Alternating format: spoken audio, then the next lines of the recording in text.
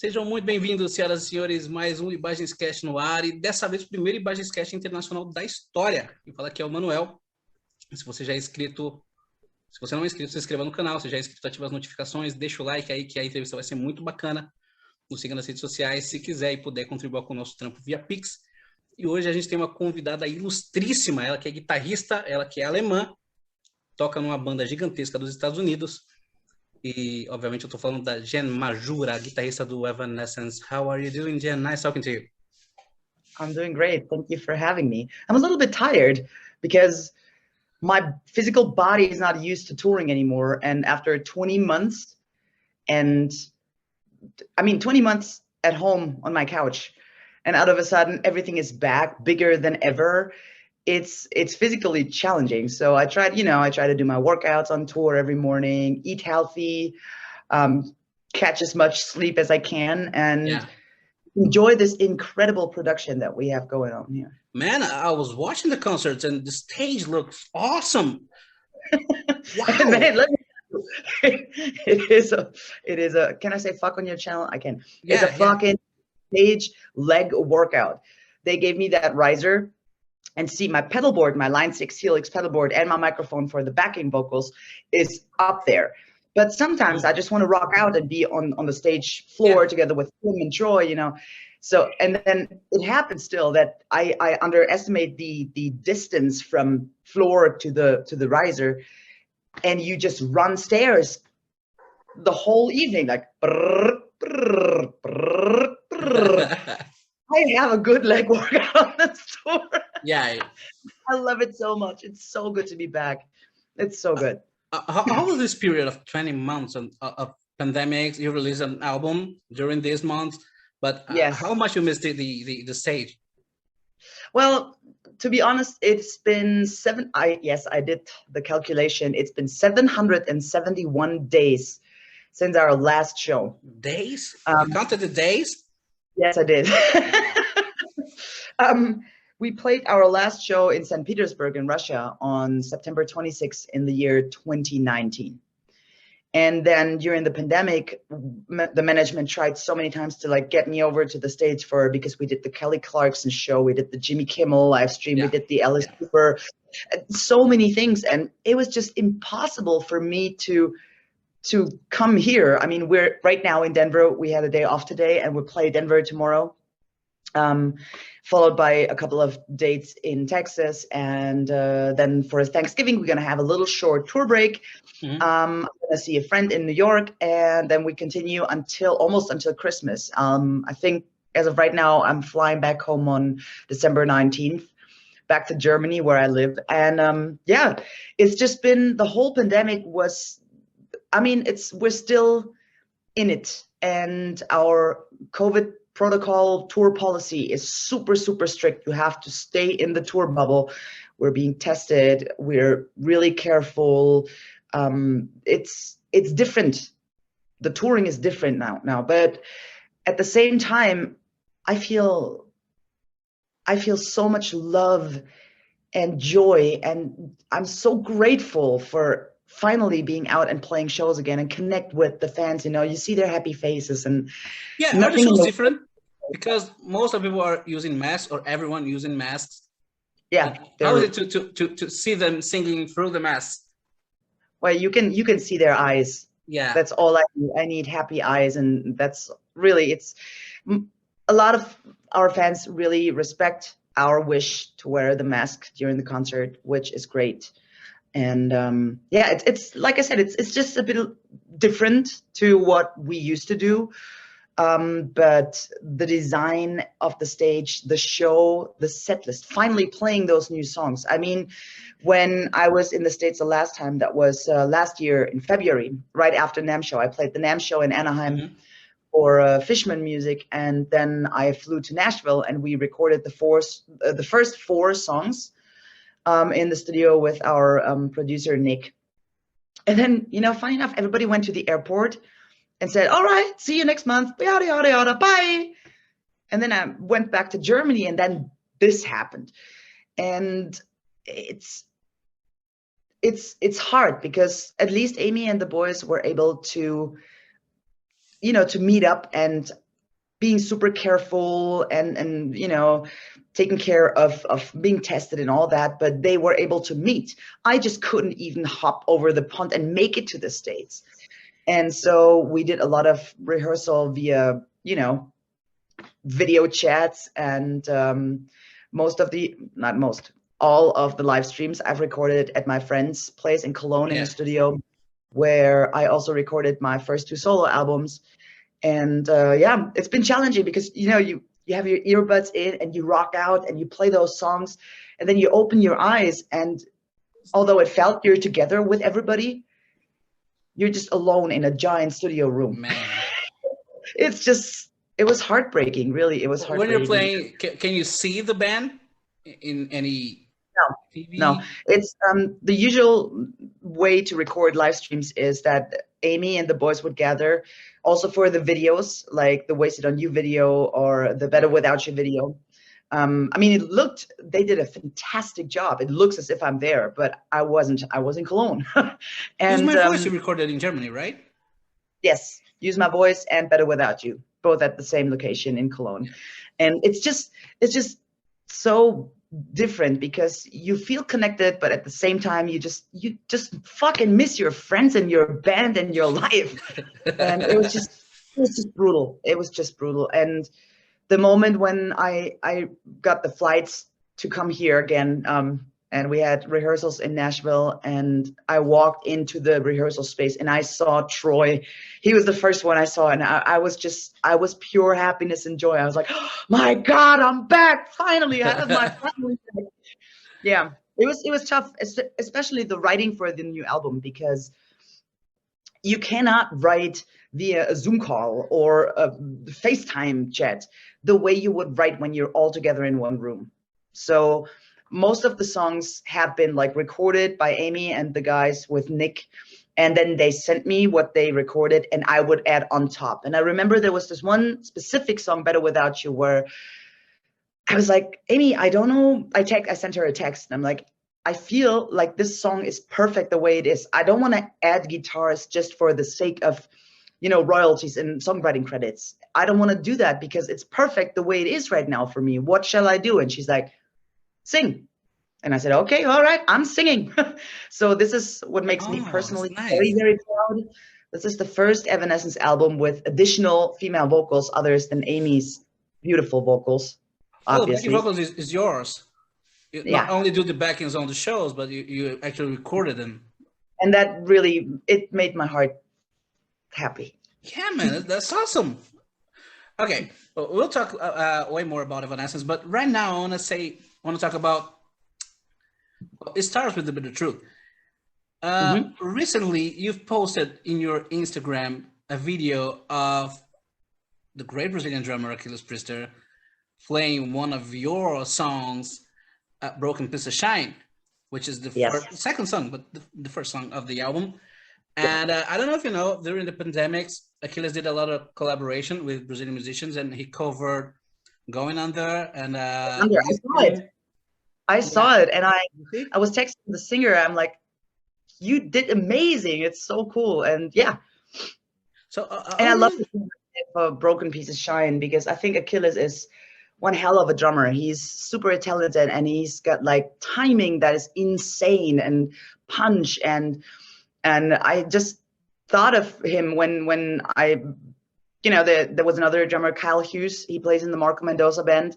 He's a friend of mine. He's from Newcastle in the UK. He did another cover. And of course, I was like, Mike Tirana, he's a good friend of mine. He lives in Italy. He played Takeover. I saw it. Yes, exactly. So I just had in mind, I'm like, why don't I ask like my awesome drummer friends to do a cover of one of our latest releases with that Bitter Truth album, you know? And I loved Achilles' interpretation of Broken Piece of Shine. He played a little bit different than Will, but that's what I wanted. I wanted his flavor on our song, and he did fantastic. How did you get to know him? I knew you would ask me that, and I just thought about it. I'm like, why do we know each other? I think the first time we met in 2015 at 70,000 Tons of Metal, and I believe, I think that's when we met for the first time. But I'm not sure. Were, were you already in Evanescence, or were you playing in Equilibrium back then? That was before Evanescence, yeah. Oh, okay, nice, nice. Well, that's nice to know. And I know you follow a Brazilian guitar player on Instagram, Kiko Loureiro, which now is in Megadeth. He's kind Kiko of is sweetheart. I love him to the moon and back. Kiko reached out.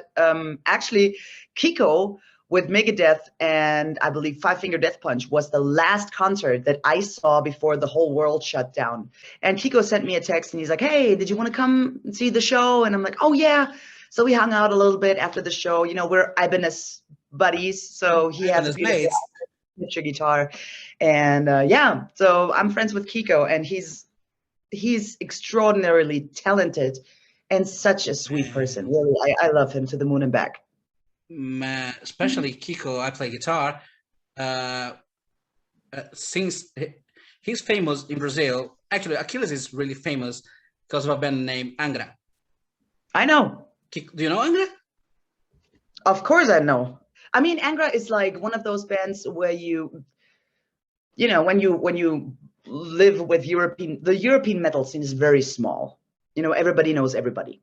And then you get to explore different countries with different metal bands like Gojaya from like France out of a sudden, and then Meshuggah from Sweden. And as soon as it comes to South America, forever and ever, it has been Sepultura.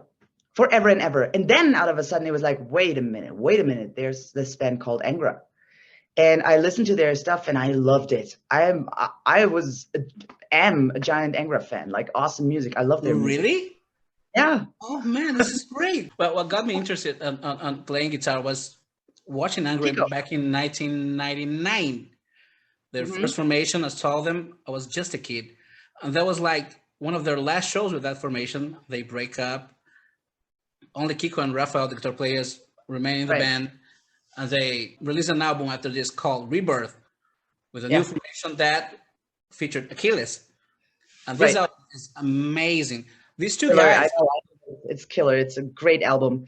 And it's a different energy because I believe Achilles as a drummer brings a certain heavy, I don't know what to call it, but he has this certain energy to his playing that is different to a lot of other drummers. And the combination was just perfect for this album. I love it. He's a beast. He's visceral, man. And Kiko, seeing him Kiko as well. Kiko, for example, is one of the few guitar players that is respected in different genres, because you know a lot of my absolute favorite example for that is Alex Skolnick. Alex is the reason why I got the gig with Evanescence, because he forwarded my name, and I've been friends with Alex forever, and he is a badass metal guitar player. At the same time, he's accepted in the jazz world because he has a Alex Skolnick trio, and usually the way it goes is like the metal guys go like, that dude is not real, that dude is not true, he plays jazz. And the jazz people go like, oh, that guy stinks, he's playing metal, he can't play jazz. And Alex is one of the few guys that is accepted in both camps, and I feel like Kiko has the same thing going on with his classical training and all the musical theory that he knows and teaches. I love his way of teaching. He has a really, really good way of teaching and explaining. He's a fantastic guy. Yeah, I can say myself, I'm kind of a Kiko student because he had 2 DVDs of lessons and I had them both. So I practiced them when I was a teenager. The second Kiko Loureiro solo album is based on Brazilian music. It's not rock at all. It's just Brazilian music. He plays samba, bossa nova, Latin rhythms, and it's amazing. And just watch this guy in one of the biggest bands in the world, Megadeth, say, I see them and I say, man, this dude deserves it. Since the 90s, he's kicking ass. He's also, you know, Kiko is human. He's humble. Yeah. And that is a big part of what makes you get to a stage like playing guitar in a band like Megadeth. You know, it's if you're an asshole and you suck and you won't make it. Just be humble, be normal. Stop trying to play a rock star with attitude. And, you know, and if you're thankful and grateful, and Kiko is, so am I, you know, good things happen in your life. That's great. You're from Germany, right? Absolutely true. Half Thai. My dad is from Thailand, but I live in Germany, born and raised in Germany. Yeah, it kind of scares me a little bit to talk to someone from Germany. You know, bad memories from the World Cup here in Brazil. We're not talking about soccer. Uh, Don't. I don't know if you know that. Do you know it? What? That Germany won the World Cup here in Brazil, the soccer World Cup. I know. But Kind of, don't be afraid. I'm not a soccer person, so I don't. yeah. My boys in the band, they're completely football fans, so everybody's like crazy for football. But I'm like, I'm more into Formula One, car racing, Nice. NASCAR, stuff like that. That's more my kind of like vibe. But yeah. But Brazil soccer is like a religion. I know, and it's really important to us to win the World Cup. And then the World Cup was finally made here again in 2014. We had it done here in the 50s, and we lost in the finals to Uruguay. So since then, we're like, we need to do the World Cup here again and win it. So played the semifinals against Germany, and it just destroyed the shit out of us. 7-1, Jen. 7-1. I'm sorry, but yeah, man. But you knew that, right? I knew that. Yes. Oh, I mean, everybody in Germany talks about this historical. I'm pretty sure. I'll be very proud. I mean, Brazil. Come on, Brazil is the ultimate soccer country, you know. And then we Germans beat Brazil. It's like shit, you know, as a German, you know, even if you're not into soccer. Yeah, we're really sad since then. But okay, let's talk about music. Germany has a tradition of big rock bands and big metal bands such as Scorpions and Halloween and Hamza, Creator. List goes on. And it had some big festivals like Wacken and Rock and Ring. So it's not that hard to get involved with heavy music, right? But I want to know from you, how did you get involved with heavy music? I was working with a German power metal band, and that's how I collected my first touring experiences. I was tour managing them. I was doing the merchandise. I was doing some background vocals, and I slowly dived into this thing. And of course, you hang out at festivals, and then you become friends with Millet from Creator, Schmier from Destruction, all those. It's like I said, it's a very, very tiny metal scene, and everybody knows each other. And I have still, I mean, Evanescence is not a death metal band. It's I would call it an independent alternative rock band. Especially the new album is like heavier, lower, and it's got this bite to it. I love it. But it's you know, it's not the death metal scene that I used to hang out with before my time in Evanescence, before I got the gig. But yeah, you become friends with everybody, and you know, there's another festival the next weekend, and then you hang out again. And I really appreciate my friends in the European metal scene. Yeah, I do. Nice. And I've read somewhere that you didn't need to audition to join Evanescence. Is it right? How did that happen? I've been scheduled to play with another band in 2 festivals, one in Germany Friday and one in Czech Republic on Saturday. And Testament, Alex Skolnick, had been on the same billing both days. So of course, the next morning, Saturday morning, Alex and I went for like a run and hung out, and he told me about Metal Allegiance, which wasn't out back then, but he told me about it, super excited. And then after this weekend, I remember he sent me an email, and he was so vague about the whole thing. He's like, Jen, friends of mine are going to contact you. I can't reveal too much info, but it's something you should say yes to. And I was like, what the hell? What the hell is he talking about?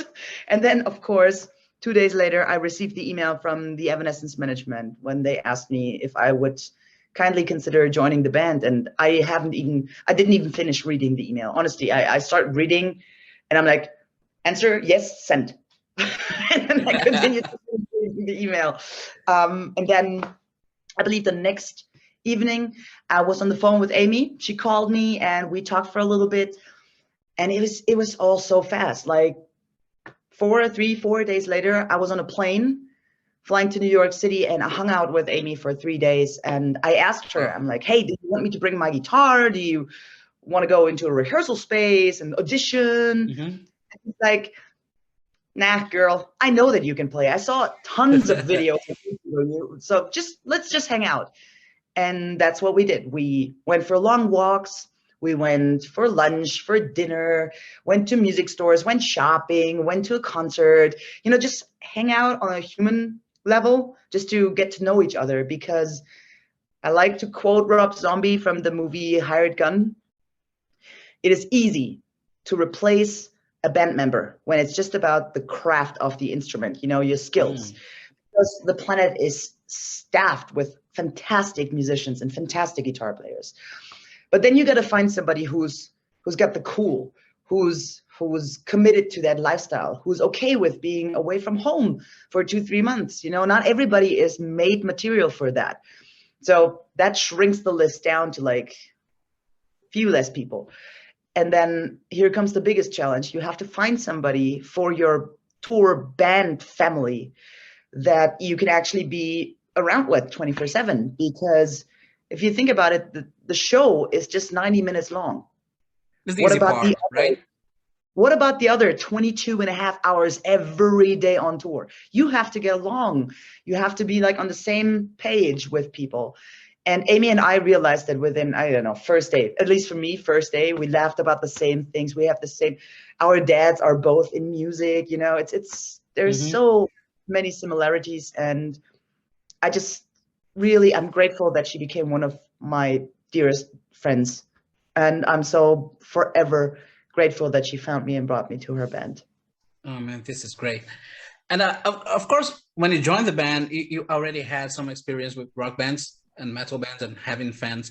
So I want to know, when you enter Evanescence, you didn't feel anything different, or did it scare you at some point about the fan base and about how big things are a band like Evanescence? I was intimidated. I would lie if I'd say, yeah, it's all cool, it's just another band. No, it's not. A lot of things have changed. And let me just say, Evanescence fans are the most passionate, most adorable, and most crazy fans out there. I've been in other bands, like you just said, and I've experienced a lot of crazy fans, but Evanescence fans are next level. It's just, the size of everything is what makes it different, and also not different, because, you know, I still do what I do and what I love to do. I play music with my friends, and we write music, and it's beautiful. But out of a sudden, how to explain that? Out of a sudden, your voice is different, because back in the days, if I would post something, nobody would give a shit, you know? And out of a sudden, it's like, wow, people are listening to what I post, what I say. Yeah. So that taught me how to like speak, to be honest. That is what definitely changed. And I mean, of course, I haven't been like crazy touring in the US before Evanescence. You know, we did the 70,000 Tons of Metal. We played Mexico. I once played like a show in Miami, but that was it. And now out of a sudden, it's like, before the pandemic, I spent like 80% of my year in the States. So that has definitely changed. Yeah, I can imagine. So, okay, let's talk about this album, The Bitter Truth. This is your first album since you joined the band. You had Synthesis, but, you know, Synthesis is more about new versions of old songs with orchestra. So, I want to know, how comfortable did you feel to come with your ideas in the writing process? And what can you tell about this writing process? I have a very specific writing style. If you listen to my second solo album, Insanity, that's literally just purely me. And there's not even, I think one song is in 4/4, like, you know, straight. every other song has little twists and weirdness because I am a big fan of odd time, odd rhythm stuff. My favorite band is Free Kitchen from Sweden, who I know them. play crazy music, and my other big love is Mr. Steve Vai. So I don't consider myself good enough for mainstream music. Oh, come on, Jen. No, honestly, I don't consider myself good enough for mainstream. Good for crazy stuff that makes you, stumble and triple, and that's cool. I'm comfortable there. But working with Amy and the boys on this new album was almost like defining a new sound, because the guitars had been like super low, like low. Yeah. I even had to contact my Ibanez guys and go like, hey guys, I need another guitar. Give me another 7-string. I need a lower guitar. And they've been fantastic and always very supportive. Thank you, Ibanez. And it's been just honestly very intimidating, because I wasn't sure, like, am I coming in too pushy, too bossy? Do I say, this is my idea, I want to propose this idea, or shall I just like sit back and wait? Because I mean, honestly, for the first time ever, you're in a room with a two Grammy Award winning band, and although they are my friends, and we are all comfortable enough to just jam out together and just play. And that was kind of new for me too, because I used to write alone. But if you trust the people, if you trust your musical family, and it's okay if you suck, it's not like we poop out great music all the time. No, you try stuff out, and sometimes it works, sometimes it doesn't. But you have to feel comfortable enough and trust the people you work with, that it's okay that when some parts are, when you just fuck up. And that was beautiful, because I felt that comfortable trust in Amy and the boys. And I heard Amy say that a couple of times, that she's like really loving this way of writing. And yeah, I think every writing is like a learning process, no matter how you write, with whom you write, but you learn all the time. And that's what life is about. You learn and you evolve and try to become a better person every day. That's it. And do you have any favorite song in this album? I hate this question. Yeah, I can imagine this. Okay, just imagine here, you have an album with all these songs, right? Every single song of those is your baby. And somebody goes like, hey, which is your favorite kid? Who's the prettiest? You can't. I mean, honestly, emotionally, for me personally, I enjoy very much playing Better Without You, because it's got this punch, heavy, yeah. And emotionally, Broken Pieces Shines means a hell lot to me, because that song represents so much about that it's okay to hurt, it's okay to be weak, it's okay to fall apart. It's human to do that, and it's fake if you just, in our fast pasting world of like Instagram, and everything is like hee-haw, and everybody's super happy, and you can't believe how happy everybody is. Sometimes the truth of hurt is just like lost. And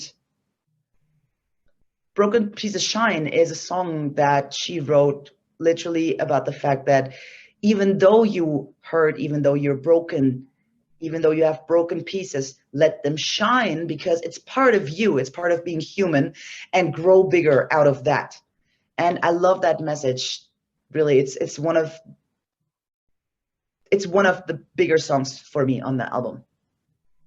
The album, The Bitter Truth, is a big encouragement. It's like, there's so many so strong songs, like Use My Voice, like Stand Up for Your Voice. And I don't want to call it rebellious, but it's definitely an album that teaches the humankind that it's okay to be weak. You're not a failure just because you're weak. You're not a failure because you seek help because you feel bad. Stuff like that. Because in this weird world that we live in, like especially the filters and everybody looks greater than greater, and oh my God, we're so happy, we're so perfect.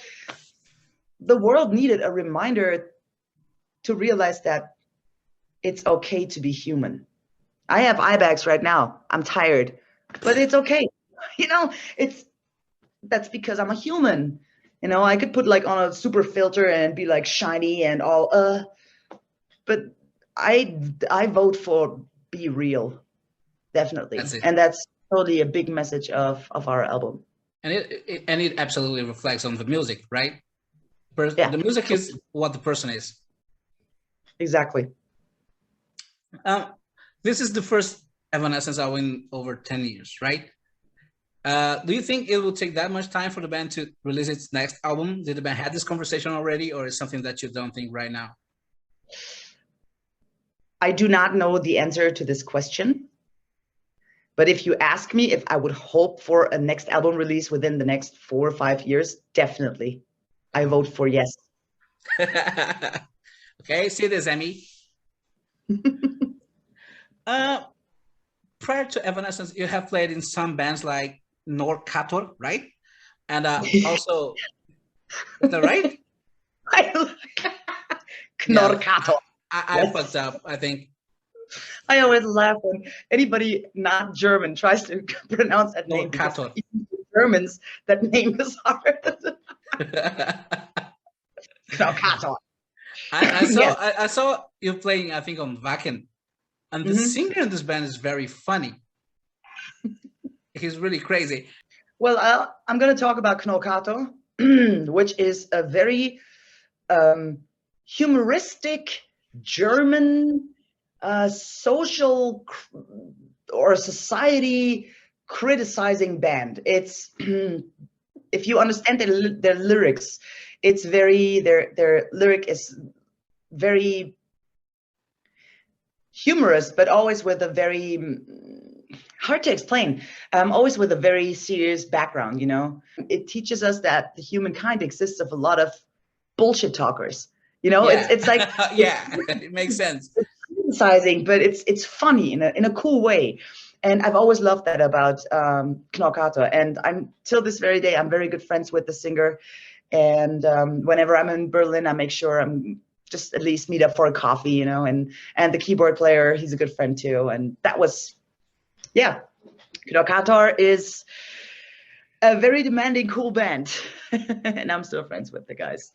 You've sung in Lord of the Flies from Rage's Carved in Stone album.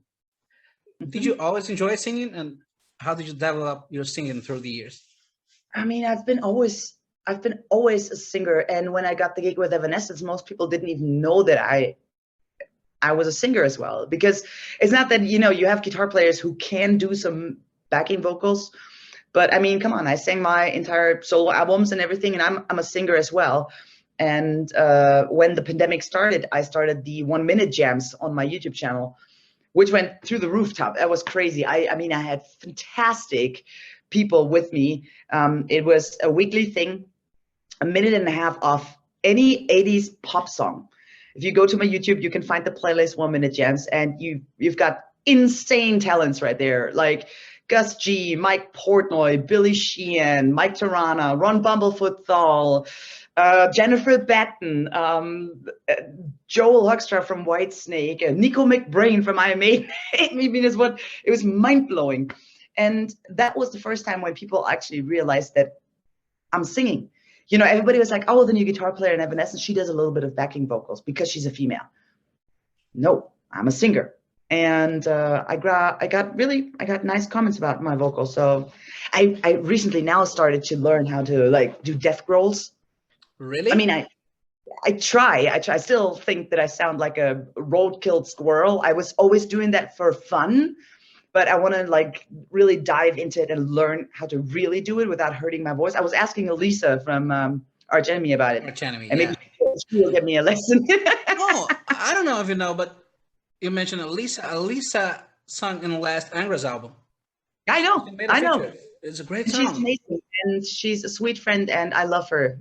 She's such a fantastic stage performer, musician, not only vocalist, but musician. That girl is amazing. Yep. Yeah, she's an animal, man. And do you got any hints with your friend Dino Jealousy? He's one of the greatest singers, younger singers out there. He's phenomenal. Dino is on tour now with the Trans-Siberian Orchestra, and we just texted like 2 days ago, and I was sending him a text. I'm like, hey, have a fun tour, be safe out there. So I'm only wishing him the best. I love Dino. Angra's bass player, Felipe Andrelli, he just released a solo album, a bass solo album, amazing, phenomenal. And Dino sings in one of these songs. It's all an instrumental album. It has only one song with the singer, with Dino. The song's called Thrown on Our Side. Awesome. It's amazing. The song is amazing. It features Dino singing and Simon Phillips on drums. It's great. Yeah. It's great. Yeah, I know. I posted something about this. And funny enough, my solo album, Insanity, I have only songs with vocals and just one song that's instrumental. So it's switched to the other way. I like that song, Bully Lies. It's a very short song, like 3 minutes, but I love the riffs and the vocal lines. Thank you. Thank you. Yeah, I had good fun. And, you know, a lot of people, when they do solo albums, they try to get like the name dropping going. And I can honestly say that this album is not about the name dropping, although I have guys like Jeff Waters on there and Alex Skolnick and Jan Zerfeld and Matthias Eklund and all these great guitar player names. But to be really honest, these are my friends. I just feel like I created an album together with the fans because of the crowdfunder and my friends, instead of like, wow, I want to show off names and do name dropping to get better sales, you know? It's not. It's just my friends and me playing music together. And I feel like it's time for the third solo album. I feel it, especially because a lot of people ask, how do you spend how do you spend the lockdown time? And I'm like, yeah, what am I supposed to write about? The couch blues? If your life has no input, if your entire life exists of traveling, jet lag, hotel, venues, tour bus, and all that, and out of a sudden it's been just taken away from you and replaced by just your couch in the living room, what am I supposed to write about? There was no inspiration at all. And I talked to a lot of my friends, and that was definitely something that was hard for us musicians who were used to be on tour all the time and out of a sudden weren't able to be touring anymore. And your life changes, you know.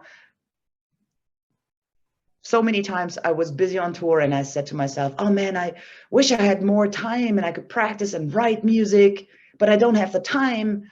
And then I had all the time. All the time in the world. But out of a sudden, you don't you turn into this like lethargic kind of like, when's my life coming back? So that was super hard. And I'm super thankful that we did the Bitter Truth production during this time, because that kept me sane, to be honest. That helped a lot. Your second solo album, Insanity, was released after you joined Evanescence, right? Yes, 27th November. Yeah. Was it any different? Because being part of a big band and having the attention of all of its fan base, did it put any pressure on the writing process of this record? No, not the writing process, but the outcome was definitely different. Because if I would have done a crowdfunder to, you know, have different perks and stuff, 3 years earlier, I would have maybe gotten like, I don't know, $200. So it was advertised bigger.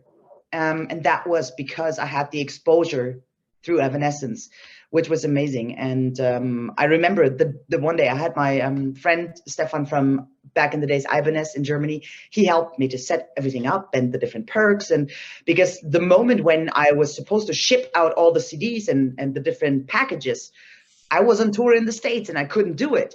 So I needed help. So we worked this whole thing out, and I remember he called me and he said, well, Jen, you have to set like a goal for your crowdfunder. And I'm like, what do you mean? What goal? And he said, well, you have to like put a number in there. What's the money you want to reach with this crowdfunder for your CD? And I said, well, I don't know, $3,000. And he's like, no, we have to go bigger. Let's go 6 or 8 grand. And I'm like, geez, I don't want to come across like an asshole that asks the fans for money, like, I need your money so I can do my job. And I felt awkward. I'm like, nah, can we just like not? And he's like, no, let's do 8 grand. And the mind-blowing thing is my crowdfunder was online for 24 hours and we have already reached the goal. We finished the crowdfunder with almost 17 grand. That is 17,000 US dollars.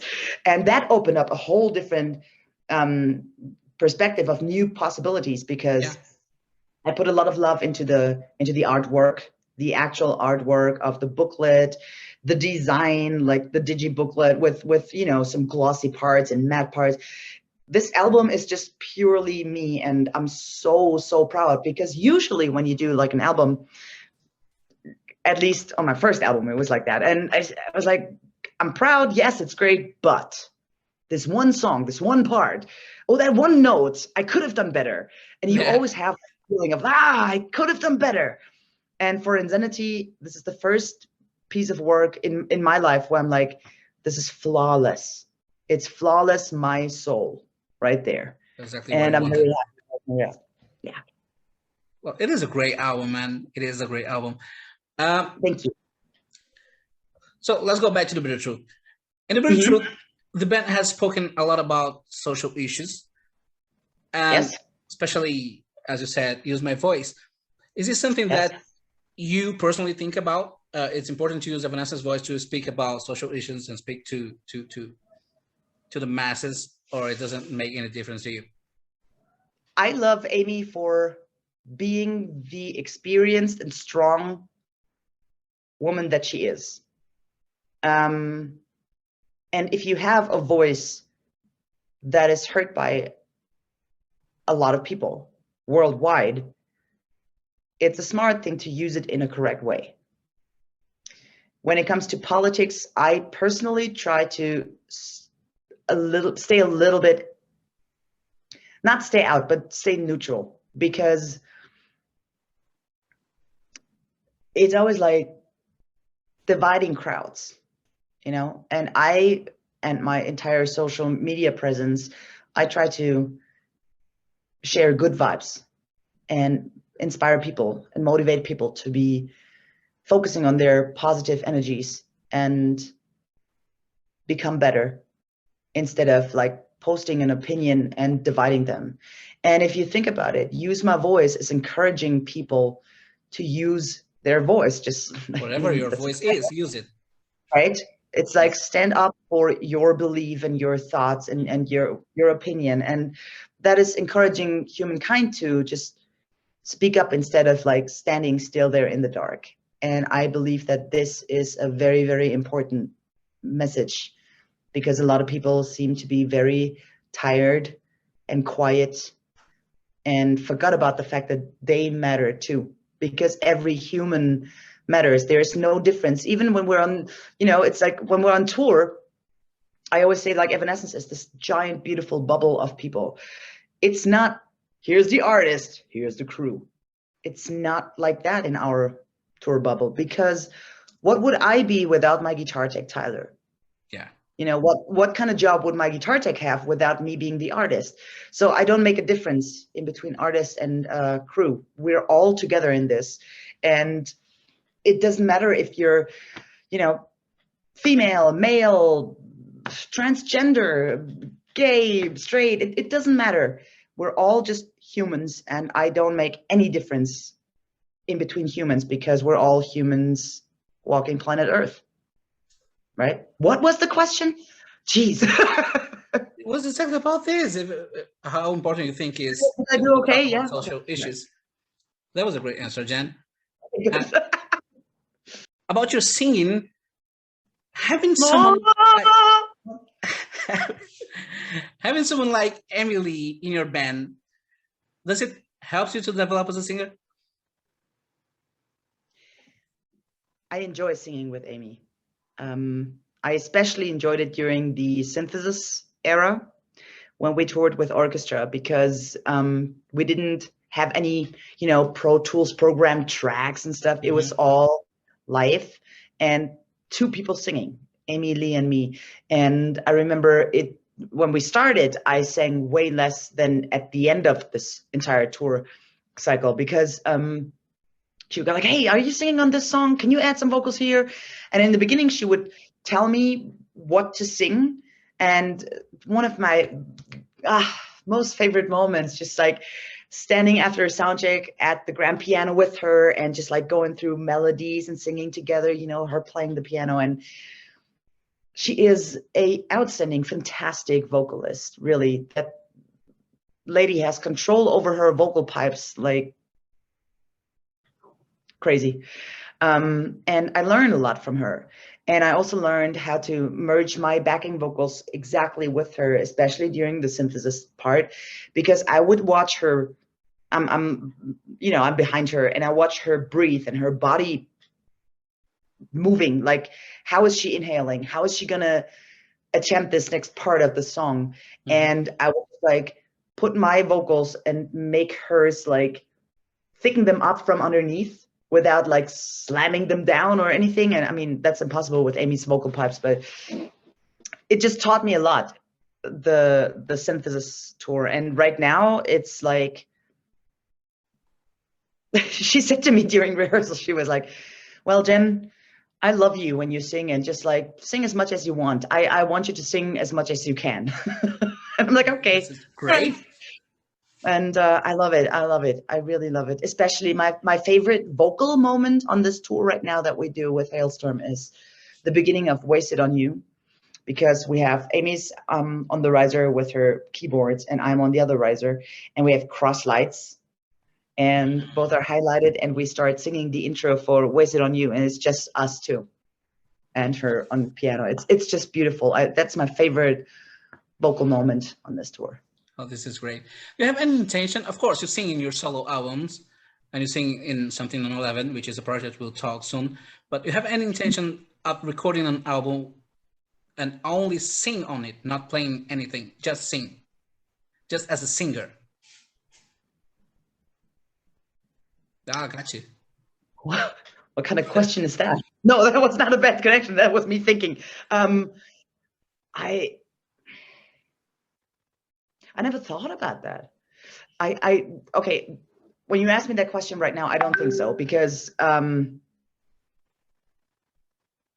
no, I think I'm too much of a control freak and musician that I would just sing for like guest vocals, maybe for a song on an album, but not an entire album that I write but then don't play. That feels weird. So no. I will always play guitar, a little bit of demo bass, and probably piano, and who knows, maybe one day drums. Today, if you look at the rock charts today, you see bands like Hailstorm and the Pretty Reckless and Evanescence. And, you know, in metal, we have bands like Nightwish, like Epica, Within Temptation, Lacuna Coil, you know, doing all big. Friends of mine, all friends. Come on, man. Give me some interviews with them. Okay. I'm your friend too, okay, Jen? Women are getting more protagonism, especially in heavy music. And Evanescence was the band like that made it into the mainstream back in 2003. So how important do you think is to have a heavy band with a female vocalist like Emily? And do you think this kind of helped to open doors for women in rock? Oh, you have good questions. I definitely think that Amy is a big, meaningful persona in terms of strong female women movement, maybe more than she even knows. And it's more and more females, not only vocalists, but, you know, I mean, the thing is, I'm a female electric guitar player, and the pool of us female electric guitar players is tiny. It's a pond, it's tiny. And everybody expects us to be like catfight bitchy, you know, like, but it's the opposite. I'm friends with Nita Strauss, who plays in Alice Cooper. I'm friends with That's Nilly great. Brosh. I'm friends with, we all support each other. Like Courtney Cox, I just sent her a text the other day. We all support each other. And I truly believe that we're on a good way to get to a point in humankind where it doesn't matter if you're a female or a male or a transgender or whatever. It doesn't matter, because when it comes to music, all we are all musicians trying to play passionate music. And that is the most important, I've never heard anybody go like, wow, look at this male keyboard player. Why do you have to point out, wow, look at this female? Yeah, because it's a minority. But as we grow and there are more and more awesome female musicians showing up, like not only guitar players, but bass players. And our support act, Plush, for example. Yeah. Those girls are like fire. And the singer, like, she's amazing. And I can only say, like, it's getting to a point where finally people don't have to point out that there's female musicians, because I've always just felt like a musician, and I always tried to do my best. And when people ask me the stupid question, what's it like to be a female electric guitar player? Well, I don't know. I was born as a female. I don't know what's it like to be a male guitar player. What the hell? But gender should not matter, not in music and not in general. It's about humans. But did you have to face any adversity for being a woman in rock? Let's just say it's a constant fight for every girl that is in metal. Yeah. You have to face assholes. That's it. I think that's all we need. I played a show with CONTATO, and I got off stage, and I had a colleague from another pretty famous metal band sitting there and watching our show, and he said, wow, Jen, you looked great. And I was getting so pissed within a second. I'm like, why the fuck don't you say that you played great? Why did you say you looked great? It's like, I feel slowly we are passing that time where females have to double prove that they're able to do what they do without just, constantly worrying about that. For example, I'm with my AC/DC tribute band. I had an AC/DC tribute band for 4 years. And in the beginning, when we kind of like established our name, we would go on stage. It was 5 girls, all girls, AC/DC tribute band. The first 3 rows would stand there like this. Kind of like, oh, you're cute. You try to rock. Oh my God, ridiculous. And then you work through the first 3-4 songs, and it's just like convincing them to finally let go of this stupid attitude. And I feel like we really we get closer to that point where it's about musicians, it's about passion, it's about the humankind. It's not about female or male. Finally, I mean, I've been saying this in interviews for years. So, it's not about looking great. It's not about looking great, exactly. And right? Well, to finish, I want to talk about Something on 11. This is an album that I really enjoy, especially three songs: Fight for the Light, Rockstar in Disguise, and Live or to Die. These 3 songs are on my playlist. I listen to it like every day. Oh. So to finish, I want you to tell us, how did this project started, and if you have any future plans for it. Okay, so here's the thing. Alan and I didn't know each other. And I was scheduled to play like the European version of the NAMM show, right? So like an exhibition, music exhibition. And I was kind of in charge for the billing of all the musicians. And then out of a sudden I saw Alan's name on there, and I'm like, I didn't book that guy. Who the heck is he? I don't know him. So I looked him up on Facebook. I texted him. I'm like, hey, we're going to play this exhibition show together and share the stage, and awesome. And he's like, yeah, awesome, cool. I got to go to bed. And I'm like, what? And he said, well, I have to fly to Germany to record my solo album tomorrow. And I'm like, where in Germany? And it turns out the studio where he recorded his solo album was just 30 minutes from my hometown. And I'm like, you know what? Let's have a coffee. Let's drink a coffee and meet up. And it immediately clicked. Alan is like my brother. He's my soul, my heart. I love him. And at one point we said, well, I joined him on his album with some vocals. And then we said, well, we have to write music together at some point. And then we tried to figure out how to name this whole thing. And we were like, on 11. I'm curious about the name, yeah. Yeah, because of Spinal Tap. You know, this amp goes to 11, so on 11. Oh. And we both have guitarists that say on 11. And then we sat there together and I was like, man, we need something on 11, like groove on 11, rock on 11, guitars on 11, something on 11. And Alan looks over, he's like, that's it. That's it. That's the band name. And yeah, and we recorded. And then due to the whole pandemic, I wasn't sure, like, shall we release the album or not? Because it's put out hopeful music is always good, but it's I don't know. I had worries about that. And then at one point I was like, you know what? Let's just put out that album because this is exactly what the world needs right now. Fight for the light, you know, all that positive, encouraging messages. And I think the biggest deal with our album is that we both signed up for not giving a fuck about mainstream rules when it comes to songwriting. I mean, there's songs like Phil from India. There's this giant drone break in the middle, and it's like the song is completely falling apart. There's like a drum solo in one of the songs in the middle. It's like, we have a song that doesn't even have a chorus, like a hook line, like vocalized. Mm-hmm. It's a guitar melody. That's the hook line.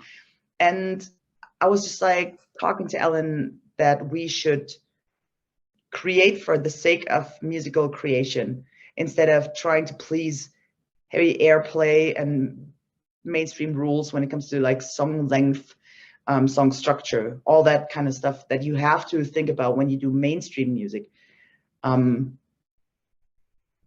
I wasn't sure how people will take it, but Ellen and I both love the album. It just had its 1 year anniversary. And yeah, we're very proud of all the songs. It was fun. I think I'm doing next album. I think, first of all, I will focus on trying to get my third solo album done. I think that is my main focus first. And then we'll see. Never say never. Great. So I already making you the invitation when you release your third solo album. We'll record a new interview to talk about your new solo album. Well, you know how to find me. Yeah. Yeah, I think this is it, Jen. Awesome. That was a nice chat. Thank you so much for having me. That was great, wasn't it? I have no words to thank you. I hope you enjoy as much as I did. So let me just finish in Portuguese. But before, if you want to tell something to our audience, you know that Evanescence has a big fan base in Brazil. So time is yours. Brazil, Brazil, Brazil, Brazil. We cannot wait to come back, and we cannot wait to play our new music for you guys. Please, please, please, let's make it happen. We miss you. So essa foi a nossa entrevista com a Majura, guitarrista do Evanescence. Pessoal, muito gente boa, cara. Foi muito legal. Espero que vocês tenham curtido tanto quanto a gente. E se gostaram, deixa o like aí. Não se esqueça de se inscrever no canal. Ative as notificações, nos sigam nas redes sociais. Se quiserem, puderem, contribuam com o nosso trampo via Pix. E aguardem novidades, beleza? Falou!